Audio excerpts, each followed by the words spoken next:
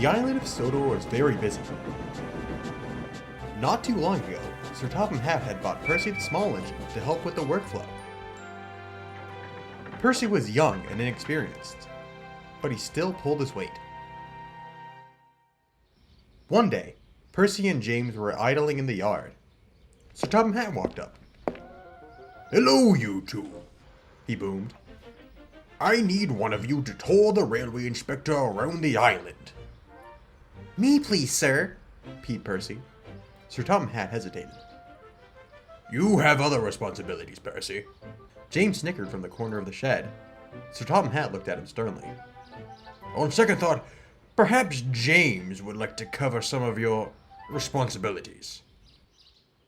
"What, sir?" James said aghast. Percy whistled and puffed cheerfully away. When he got there, the inspector introduced himself. "Hello, what's your name?" "Percy," cut in Sir Topham Hatt. "Oh, Percy, I'm the railway inspector." Percy was quite intimidated. The man sounded important. He had never done a job to this level before. Hop aboard, sir," he replied timidly and set off.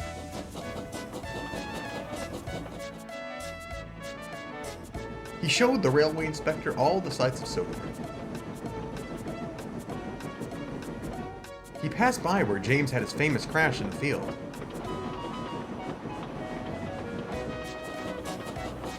And where Henry got shut up in a tunnel. Eventually, they made their way to the big station. James was waiting impatiently at the platform. "Where have you been? We haven't had a shutter all morning. It's been a mess." Percy felt guilty for leaving the yard in such a mess. He knew he had to make it right. He left the inspector on the platform and ran around to get James's train. Percy went to apologize to James, but James had other words. "I must say, I'm surprised Sir Topham Hatt let you take the inspector, seeing how unreliable you are." Percy was taken aback. He should have gotten a more splendid engine like me, not an engine only good for shunting in the yard. Percy was indignant. "I'm more important than you, and I'm good at more than shunting." "Pah!" James only laughed and puffed away. Percy brushed off James's comments and continued to tour the railway inspector around the island.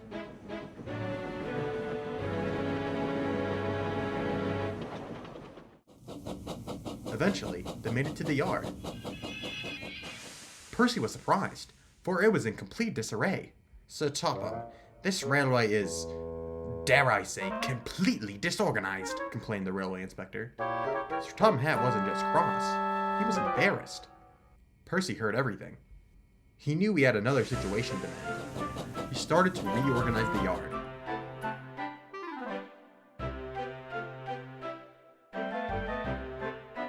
In no time, it was done. The railway inspector and Sir Topham Hatt were quite impressed. "Fantastic work, Percy," complimented the railway inspector. "This little engine is an example to all of your fleet, Sir Topham. This will definitely improve your review." Percy gave a tired smile. It had been hard work, but he knew that he had done the right thing. That evening, Percy found James in the yard. He was just about to say something, but James cut in first. "Thank you." Percy was confused. "For what?" "That was my job to shunt the trucks in the yard. And if it wasn't for you, I'd be in big trouble." "You still are, James," boomed a voice. It was Sir Topham Hatt. "Every engine on my railway does what they are told. Percy did your work as well as his own. And had he not, the railway inspector would have given our railway a bad review. I think you will do Percy work tomorrow, to see how useful and important he is." And with that, he walked importantly away. "I'm sorry, Percy, for all that I said to you. I really didn't mean it. I was just jealous." "It's all right, James," replied Percy warmly. "It doesn't matter what job we do. We're both important engines." And just as quickly as they weren't, the two were friends again.